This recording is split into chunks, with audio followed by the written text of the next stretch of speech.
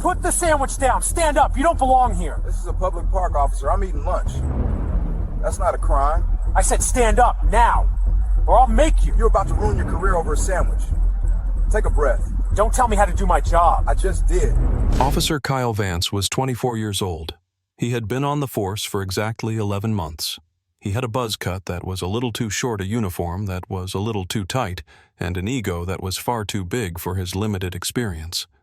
He stood with his thumbs hooked near his belt-buckle chest, puffed out, staring down at the man on the park bench. To Vance, the world was divided into two categories, sheep and wolves. He fancied himself a sheepdog, but in reality he was just looking for a reason to bite. The man sitting on the bench was Marcus Thorne. He held a turkey sandwich in one hand and a bottle of water in the other. He didn't flinch. He didn't scramble to obey. He simply took a slow, deliberate bite of his sandwich, chewed and swallowed while maintaining direct eye contact with the young officer. Thorne's eyes were deep-framed by the subtle lines of a man who had seen things Officer Vance couldn't even imagine in his worst nightmares. He was 58 years old, broad-shouldered, dressed in a clean navy blue polo shirt and khaki slacks.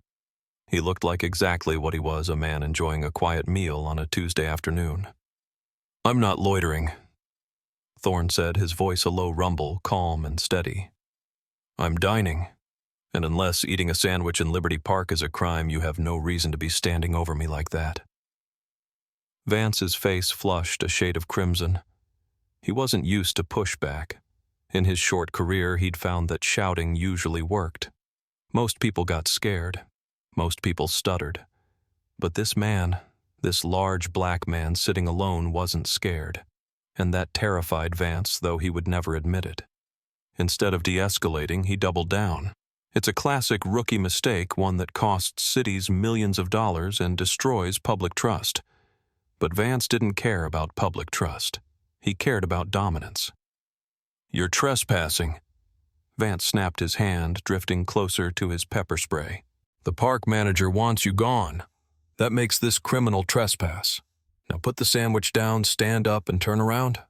I'm not asking again." "You're making a mistake, son," Thorne said, wiping a crumb from his lip. "A career-ending mistake. You need to take a breath and think about what you're doing." "Don't call me son. I am an officer of the law," Vance yelled, his voice cracking slightly. "Last warning. This is the moment where logic usually intervenes." A seasoned officer would have looked at Thorne, seen the calm demeanor, the neat clothing, the lack of any threat, and walked away. But Kyle Vance wasn't looking at a citizen. He was looking at a target. He was looking at a stepping stone to a promotion. He had walked into this situation convinced he was about to take down a dangerous vagrant. What he didn't know, what he was too arrogant to find out, was that he was barking orders at a man who had commanded battalions. He was threatening a man who had stared down insurgents in Fallujah and held the line in Sangin. Officer Vance was about to learn a very hard lesson about respect, but unfortunately for the taxpayers, the tuition for that lesson was going to be expensive. Before we see how this arrest destroys a rookie's career, we need to understand the man sitting on that bench. Marcus Thorne was not just an old man eating lunch. He was a retired gunnery sergeant of the United States Marine Corps. Gunny, Thorne had served his country for 25 years. He enlisted when he was 18, looking for a way out of a neighborhood that promised nothing but dead ends. He found a brotherhood. He found a purpose. Thorne had deployed 7 times. He had served in the Gulf War, 2 tours in Iraq and 1 in Afghanistan. He wore the Silver Star for gallantry in action, an award he received after pulling 3 wounded Marines out of a burning Humvee while under heavy machine gun fire in Ramadi. He had a Purple Heart, a shrapnel scar that ran from his shoulder to his hip, and a knee that clicked every time it rained. He was a drill instructor at Paris Island for 3 years, shaping soft civilians into hardened warriors.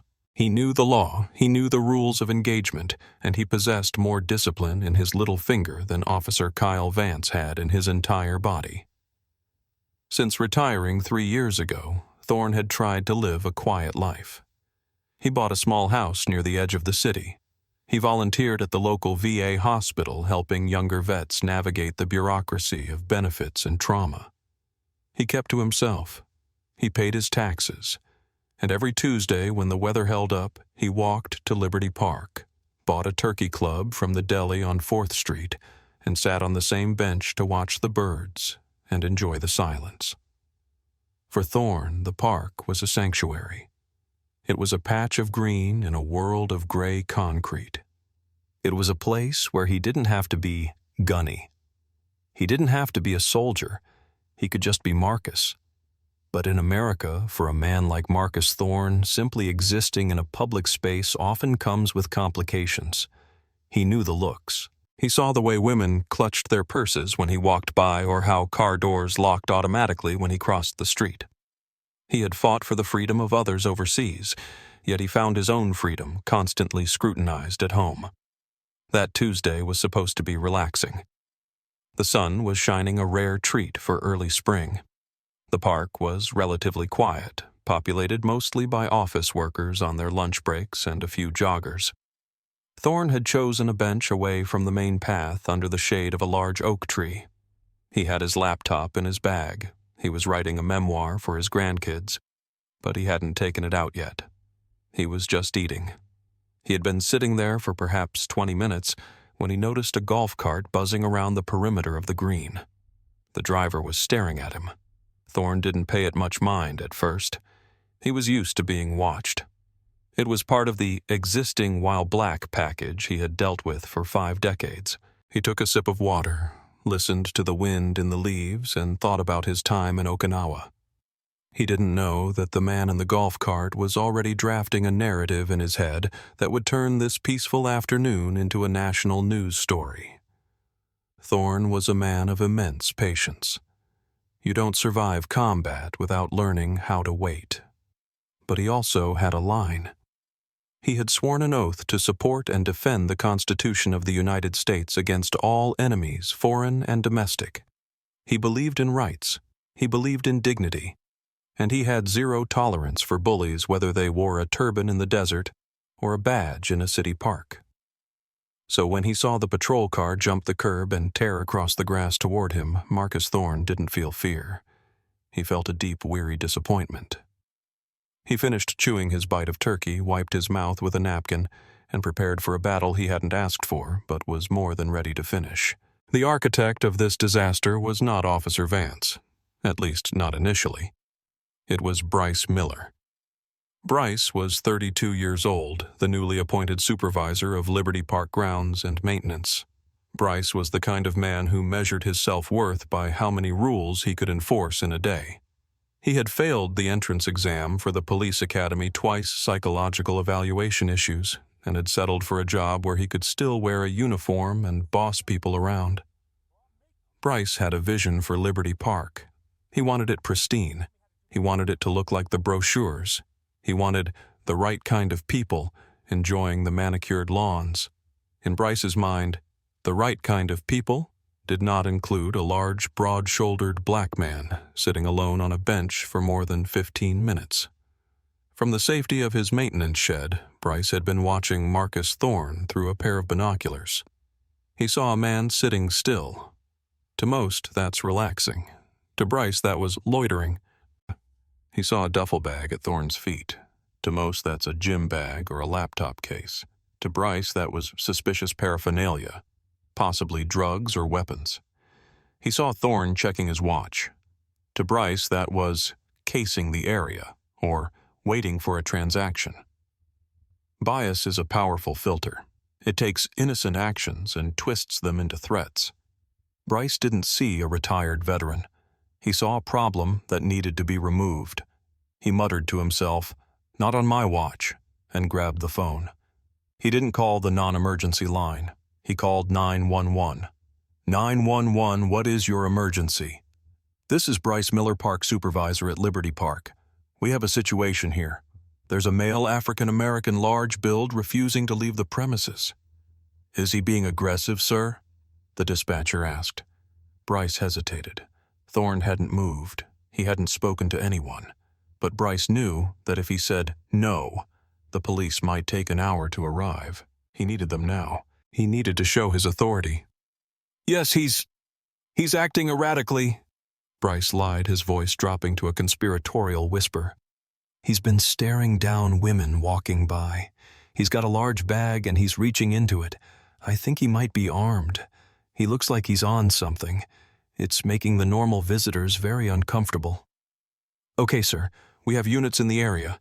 We're sending someone now. Do not approach him." "Oh, don't worry, I'm keeping my distance. Just get someone here before he hurts someone." Bryce hung up a smug smile playing on his lips.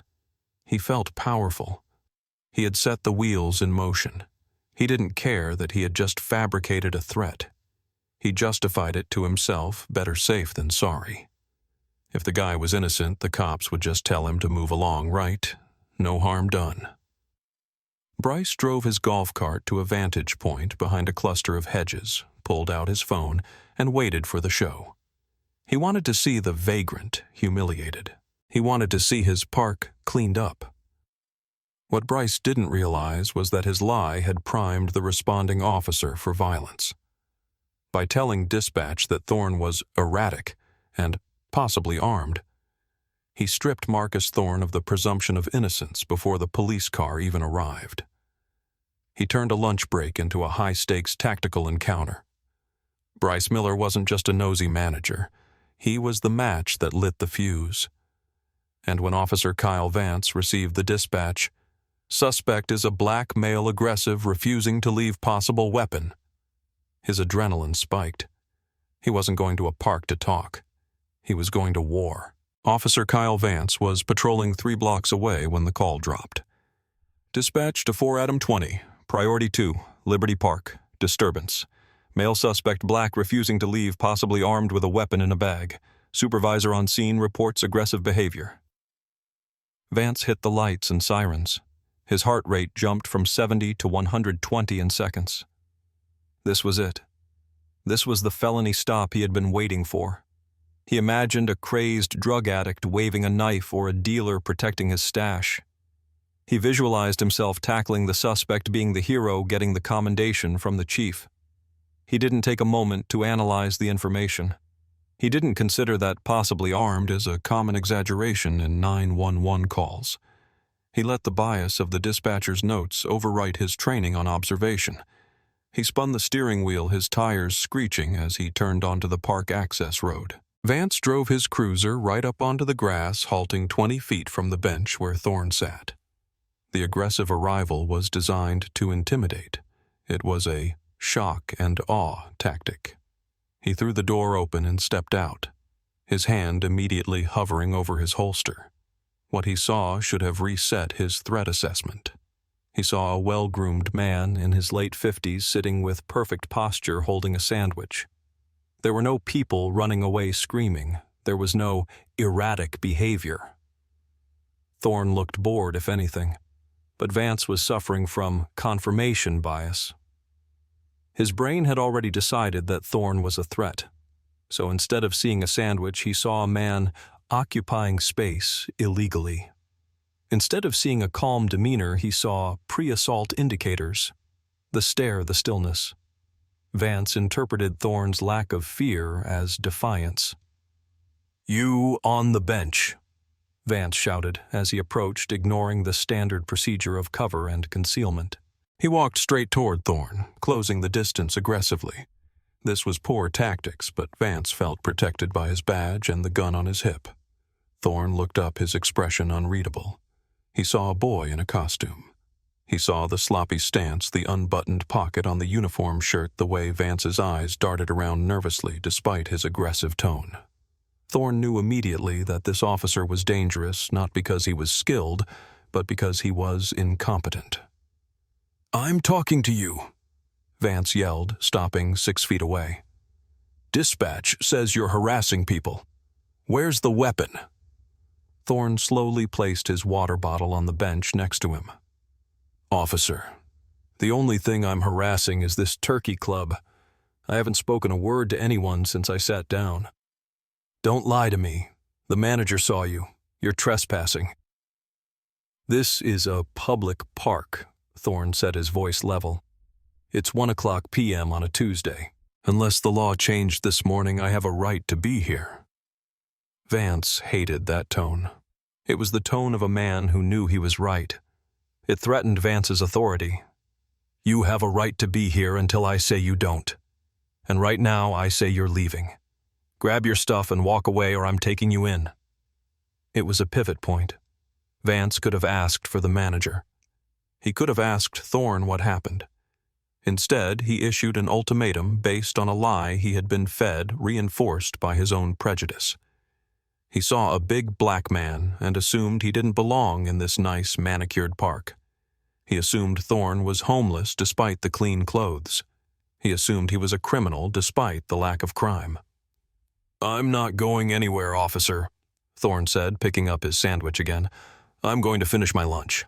I suggest you go find some actual criminals." That was the match in the powder keg. Vance's ego couldn't handle the dismissal. He snapped. "That's it," Vance snarled, stepping into Thorne's personal space. "Put the sandwich down. Let me see some ID." Thorne paused. He knew the law better than the rookie standing in front of him. In this state, like many others, stop and ID laws only applied if the officer had reasonable articulable suspicion that a crime had been committed, was being committed, or was about to be committed. Eating lunch was not a crime. Someone calling 911 because they were uncomfortable did not manufacture a crime. "Am I being detained, officer?" Thorne asked. "You're being investigated for trespassing and disorderly conduct. Let me see your ID." "Investigated based on what?" Thorne countered. "Hearsay I haven't done anything. I don't have to show you my papers just because you ask for them. This isn't 1930s Germany." "I'm not playing games with you," Vance shouted. He was losing control of the situation. People were starting to stop on the walking path. A woman with a stroller looked over. A man in a suit paused his phone call. Vance felt their eyes on him. He needed to win this interaction. "You are refusing a lawful order. Give me your ID now, or you're going to jail for obstruction." Thorne sighed. He knew where this was going. He could keep fighting on principle, or he could try to end it with logic. He decided to give the kid one chance to save himself. "Fine," Thorne said, "if it'll calm you down." He moved his hand slowly to his back pocket. Vance flinched, hand gripping his pistol grip. Slowly. Thorne pulled out his wallet. He didn't reach for his driver's license. Instead, he pulled out his Department of Defense Uniformed Services ID card, the blue card issued to retired military personnel. It had his rank, GYSGT. It had his service dates. It was a federal document far more significant than a state driver's license. He held it up. "There, Marcus Thorne, retired Gunnery Sergeant, USMC. Now, are we done?" Vance squinted at the card. He had never served. He had never seen a military retiree ID. To him, it looked like a library card or some fake novelty badge. It didn't look like the driver's licenses he was trained to check. "What is this?" Vance scoffed, snatching it from Thorne's hand. "I said I want a driver's license. This looks like something you printed off the internet." Thorne's eyes narrowed. The insult to his service stung more than the harassment. "That is a valid federal identification card, son. It proves I served this country for 25 years. It proves I'm a veteran." "It proves nothing," Vance said, tossing the card onto the grass. The disrespect was palpable. "It's a fake. You're refusing to identify. That's an arrestable offense." "You just threw a federal ID on the ground," Thorne said, his voice dropping an octave, becoming dangerous. "You have no idea how badly you just screwed up." "Stand up," Vance yelled. "You're under arrest for trespassing, failure to identify, and resisting an officer." "I haven't resisted," Thorne said, remaining seated. "And I identified myself. Last chance to stand up on your own, or I'm dragging you up." Vance was vibrating with rage. He felt like the victim here. He felt like this man was mocking his authority. He couldn't see the dignity in Thorne. He only saw defiance. And in Vance's world, defiance had to be crushed. He reached for his handcuffs, not realizing he was about to arrest a man who had forgotten more about duty and honor than Vance would ever know. The fake ID on the grass lay face up, the eagle of the Marine Corps emblem shining in the sun, ignored by the rookie who was about to ruin his own life. Vance lunged forward, grabbing Thorne's left wrist. "You're under arrest." Thorne didn't fight. He didn't pull away. He knew that any physical resistance, no matter how slight, would give this rookie the excuse to use his taser or, worse, his gun. Thorne had seen men die for less. He went rigid, allowing his body to be a heavy, immovable object, but he did not strike back. "I am complying," Thorne announced loudly, his voice projecting to the gathering crowd.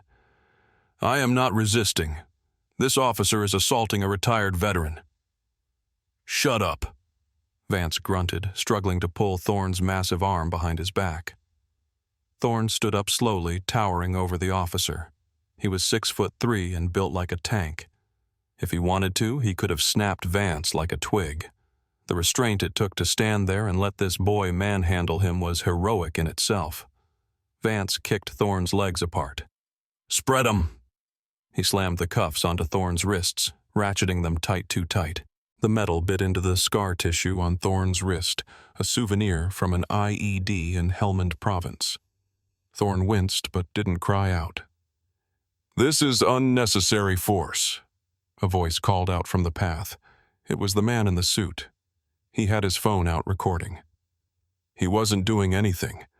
We've been watching him for 20 minutes.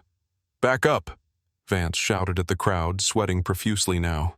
"Stay back or you're next. This is an active crime scene." "What crime?" a woman shouted. "Eating a sandwich. He refused to ID. He's trespassing." Vance yelled back, his narrative crumbling even as he spoke. He pushed Thorne toward the patrol car. Thorne walked with his head high. He looked directly at the people filming. "My name is Marcus Thorne," he said clearly. "I am a retired Marine gunnery sergeant. I am being arrested for sitting in a park. Please make sure that video gets out."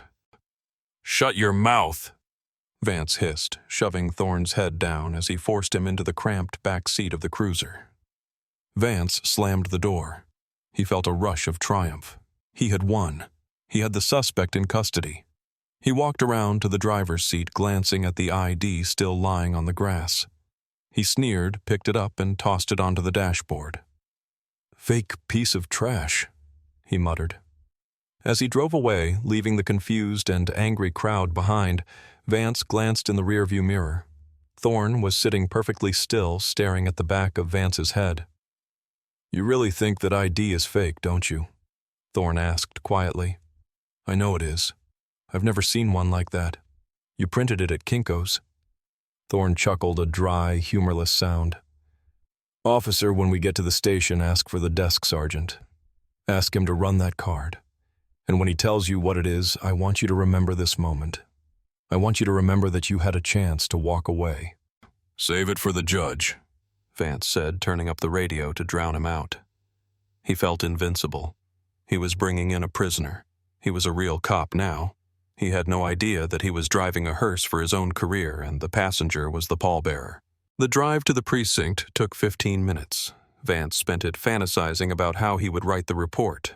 Subject was belligerent, potential threat to public safety, suspected vagrancy. He constructed a fiction that justified his actions. They arrived at the precinct.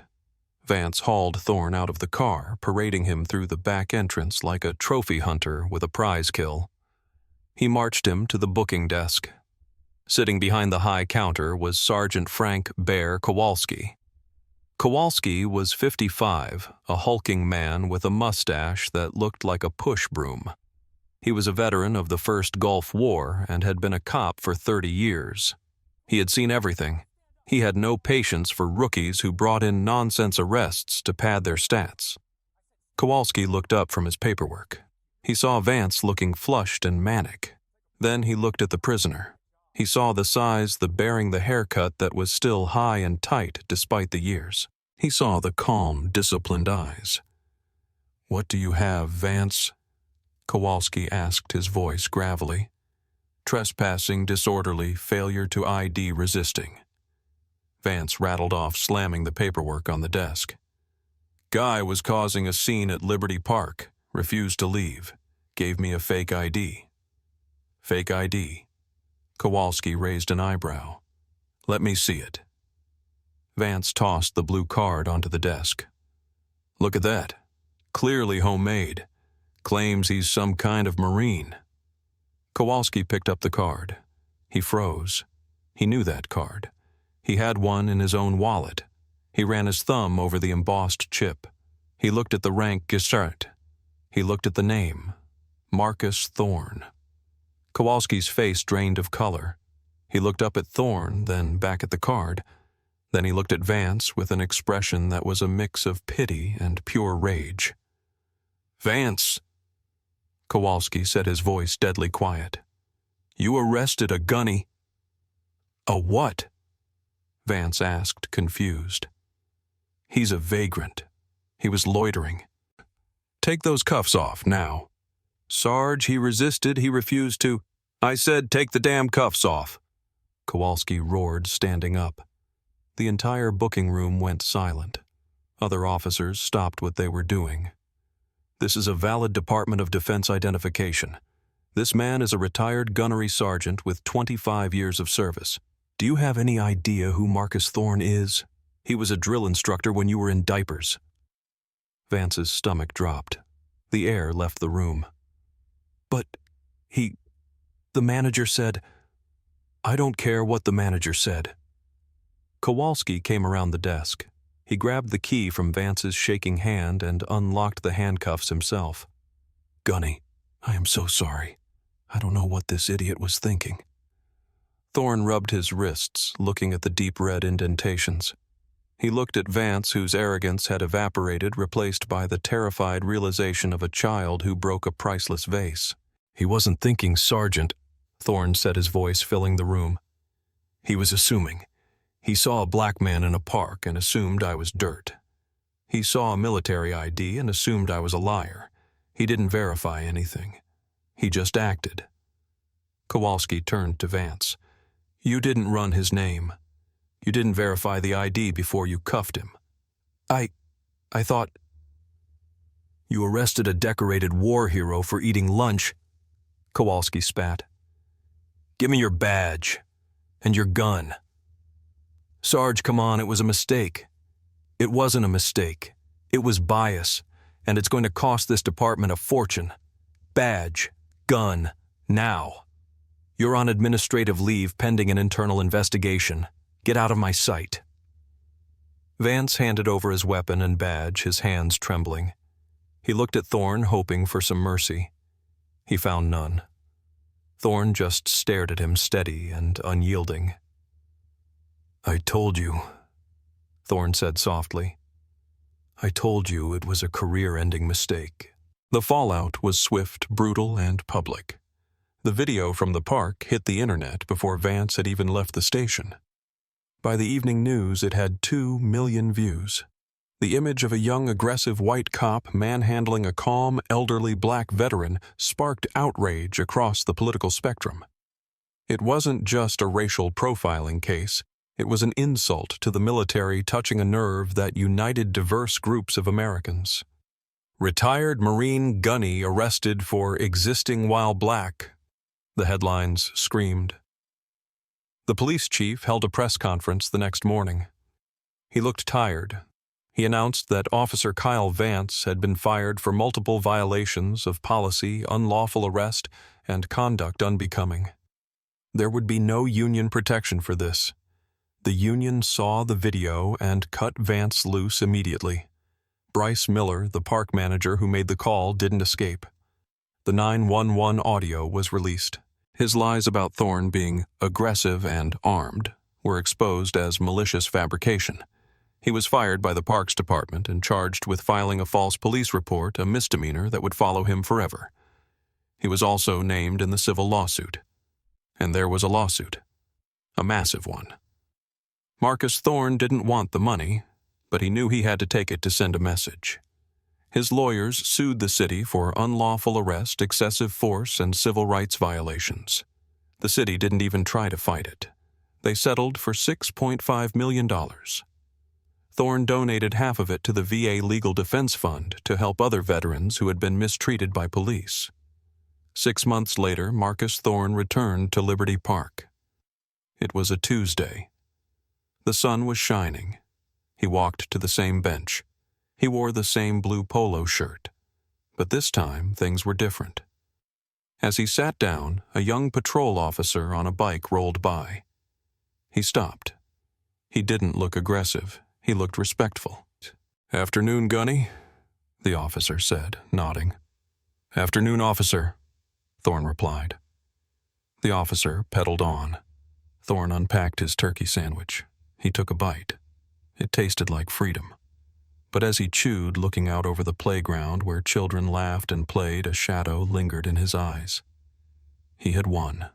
He was rich. He was vindicated. But he knew the truth.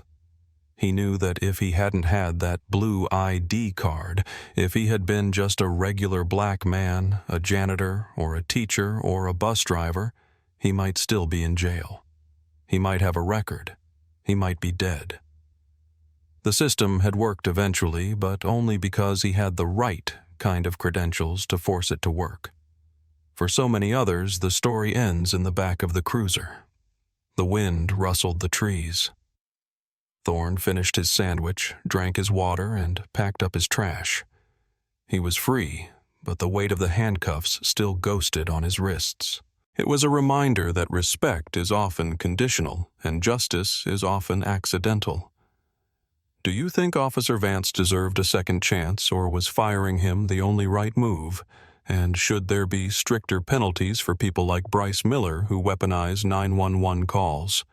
Let us know in the comments below. And if you believe that every veteran and every citizen deserves to be treated with dignity, hit that like button and subscribe. We'll keep telling the stories that need to be heard.